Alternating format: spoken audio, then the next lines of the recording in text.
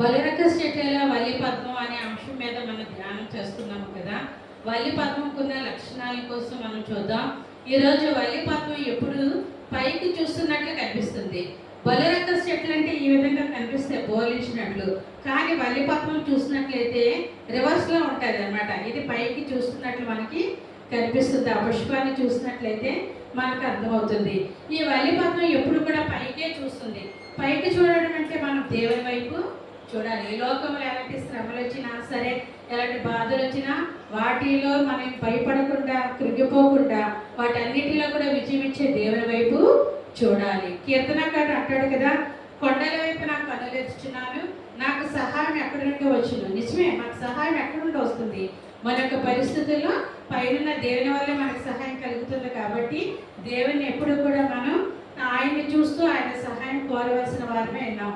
ఇంకా ఆశా కుమారులు చెప్తారు కదా 73వ కీర్తనలో, ఆకాశమంతా నీవు తప్ప నాకు ఎవరున్నారు. నిజమే, ఆకాశమంతా ఆయన ఉండి మన ప్రతి ఒక్క ప్రార్థన ఆలకిస్తూ మనకు సహాయము చేయబడి ఉన్నాడు. కాబట్టి మనం ఏ విషయంలో కృంగిపోకుండా ప్రతి విషయంలో కూడా దేవుని వైపు చూస్తూ మనం ముందుకు సాగాలి. గొంగళపురుగా ఉన్న జీవితము అది ఎప్పుడు కూడా భూమి మీద కింద స్థాయిలో మృగ స్థలాల్లో ఉంటుంది. కానీ గొంగళ పురుగు కొన్ని దినాలు దీక్షలో ఉన్న తర్వాత అది ఒక అందమైన సీతాకోక చిలుకగా మారుతుంది.